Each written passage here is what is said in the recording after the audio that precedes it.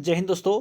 आज हम बात करने वाले हैं एसएससी एमटीएस तथा एसएससी सीएचएसएल में पूछे जाने वाले स्टैटिक जीके के प्रीवियस ईयर के जो है बेहद ही इंपॉर्टेंट प्रश्नों के बारे में। तो अगर आप लोग चैनल पर नए हो तो चैनल को ज़्यादा से ज़्यादा लोगों तक शेयर करें और लाइक सब्सक्राइब करना ना भूलें। तो आपको इस वीडियो से समझ लीजिए कि 2 से 3 नंबर का फायदा आपके आने वाले एग्जाम में देखने को जरूर मिलेगा। देर कर वीडियो की शुरुआत करते हैं, चलते हैं पहले क्वेश्चन की ओर। और पहला क्वेश्चन आपके सामने स्क्रीन पर बेहद ही इंपॉर्टेंट आपका पहला प्रश्न आपका है कि निम्नलिखित में से राष्ट्रवादी नेताओं में से किसे देशबंधु के नाम से जाना जाता है। तो इस प्रश्न का जो सही जवाब होगा प्रश्न नंबर चौथा इस प्रश्न का जो है सही जवाब है। जी हाँ दोस्तों, ऑप्शन 4 जो है इस प्रश्न का सही जवाब है। देशबंधु के नाम से जो है चित्तरंजन दास को जो है जाना जाता है। चलते हैं अगले क्वेश्चन की ओर। और अगला क्वेश्चन भी आपका बेहद ही इंपॉर्टेंट है कि भारत में शास्त्रीय भाषा का दर्जा प्राप्त करने वाली पहली भाषा निम्नलिखित में से कौन सी थी। जी हाँ दोस्तों, पहली भाषा कौन सी थी जिसको जो है शास्त्रीय भाषा का दर्जा प्राप्त था। तो ऑप्शन जो है 2 तमिल, गलती से आप लोग संस्कृत मत कर दीजिएगा। तमिल आपकी पहली भाषा है जिसको जो है शास्त्रीय भाषा का दर्जा सबसे पहले प्राप्त हुआ था। अब चलते हैं अगले क्वेश्चन की ओर।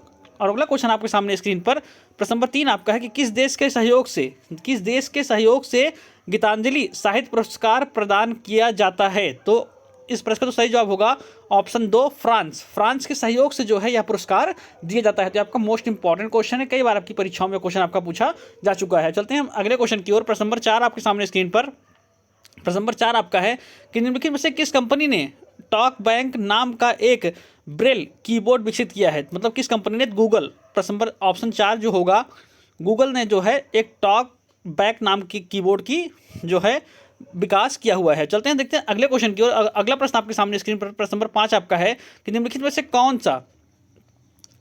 से कौन सी जो है कृति बर्नार्डिन एक्सुबर्ट ने लिखी हुई है। तो ऑप्शन जो होगा इसका 3 नंबर ऑप्शन इसका सही होगा, गर्ल्स वुमेन एंड अदर। यह जो रचना है इनके द्वारा लिखी गई है। चलते हैं अगले क्वेश्चन की ओर। हम अगला क्वेश्चन आपके सामने स्क्रीन पर प्रश्न नंबर 7 है कि वित्त वर्ष 19-20 में भारत में प्रत्यक्ष विदेशी निवेश का दूसरा सबसे बड़ा स्रोत निम्नलिखित में से कौन सा देश है। तो मॉरिशस। ऑप्शन जो 4 होगा इस प्रश्न का सही जवाब है। अगर प्रश्न नंबर 8 की बात की जाए तो मोस्ट इंपॉर्टेंट प्रश्न नंबर 8 आपका है कि निम्नलिखित में से कौन सा शहर अपनी आधारशिला रखे जाने के तुरंत बाद जो है बहमनी सल्तनत की राजधानी बन गया था। तो एहसानाबाद जो है तुरंत ही जो है बहमनी जो साम्राज्य था उसकी राजधानी इसको बना दिया गया था। अब चलते हैं अगले क्वेश्चन की ओर। अगला क्वेश्चन आपके सामने स्क्रीन पर प्रश्न नंबर 9 है कि निम्नलिखित में से कौन सी नदी यमुना की सहायक नदी है।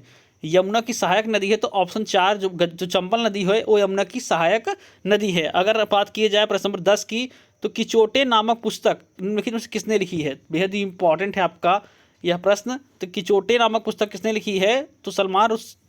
जी हाँ दोस्तों, सलमान रुश्दी द्वारा जो है यह पुस्तक लिखी गई है। अगर आपको वीडियो अच्छा लग रहा हो तो ज़्यादा से ज़्यादा लोगों तक शेयर करें और लाइक सब्सक्राइब करना ना भूलें। चलते हैं हम अगले क्वेश्चन की ओर। और अगला क्वेश्चन आपके सामने स्क्रीन पर बेहद ही इंपॉर्टेंट है। प्रश्न नंबर 11 है कि क्योटो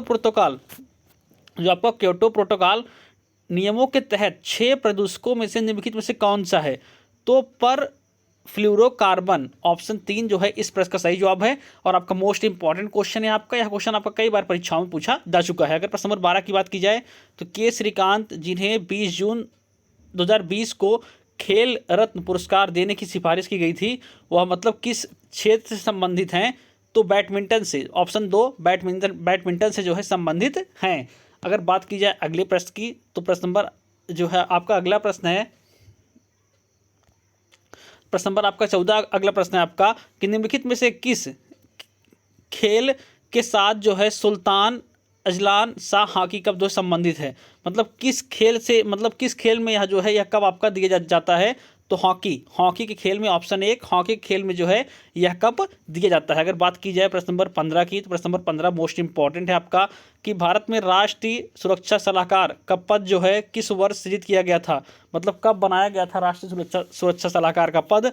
तो 1998 में जो है इस पद को बनाया गया था। चलते हैं हम अगले क्वेश्चन की ओर। अगला क्वेश्चन आपके सामने स्क्रीन पर बेहद ही इंपॉर्टेंट है। अगला प्रश्न आपका है कि भारत में मूल्यवर्धित यानी कि जो वैट है वो कब लागू हुआ था? जी हाँ दोस्तों, यह प्रश्न आपका कई बार परीक्षाओं में पूछा गया, मोस्ट इंपॉर्टेंट है। तो ऑप्शन 3 2005 में जो है इसको लागू किया गया था। अगर प्रश्न नंबर 17 की बात की जाए, निम्नलिखित में से किस राज्य की हरिताहरम के नाम से एक वृक्षारोपण कार्यक्रम लागू किया गया है? तो तेलंगाना में जो है यह कार्यक्रम लागू किया गया है। चलते हैं हम अगले क्वेश्चन की ओर, और अगला प्रश्न आपके सामने स्क्रीन पर प्रश्न नंबर 18 है। निम्नलिखित में से कौन सा जल में घुलनशील एक ऐसा विटामिन है जिसे कई वर्षों तक यकृत में संग्रहित किया जा सकता है? तो मोस्ट इंपॉर्टेंट क्वेश्चन है आपका, कई बार परीक्षाओं में पूछा गया है। तो ऑप्शन 1 जो है विटामिन B12 को जो है इसको संग्रहित किया जा सकता है। चलते हैं अगले क्वेश्चन की तरफ हम। अगला क्वेश्चन आपके सामने स्क्रीन पर प्रश्न नंबर 19 है। पतेती या पश्चाताप का दिन कैलेंडर का एक महत्वपूर्ण दिन है, मतलब किस धर्म का है? तो पारसी धर्म से आपका संबंधित है। अगर बात की जाए प्रश्न नंबर वही 20 की, तो निम्नलिखित में से किस गुप्त शासक ने लिच्छवी वंश की लड़की से विवाह किया था? तो चंद्रगुप्त प्रथम ने जो है लिच्छवी शासक की पुत्री से जो है विवाह किया था। तो ये आपके 20 इंपॉर्टेंट ऐसे प्रश्न हैं जो कि आपके आने वाले एसएससी एमटीएस और एसएससी जो आपका सीएसएल का एग्जाम होने वाला है 2023 में, इसके लिहाज से अगर देखे जाए तो ये आपके लिए बहुत ही कारगर प्रश्न साबित होने वाले हैं। तो आप लोगों से रिक्वेस्ट है कि इन प्रश्नों को जो है तत्काल जो है तैयार कर लें, ताकि आप अपने परीक्षा में जो है एक अच्छा स्कोर कर पाएँ। तो ऐसे अमेजिंग प्रश्नों को पाने के लिए चैनल को शेयर, लाइक, सब्सक्राइब करना ना भूलें। धन्यवाद।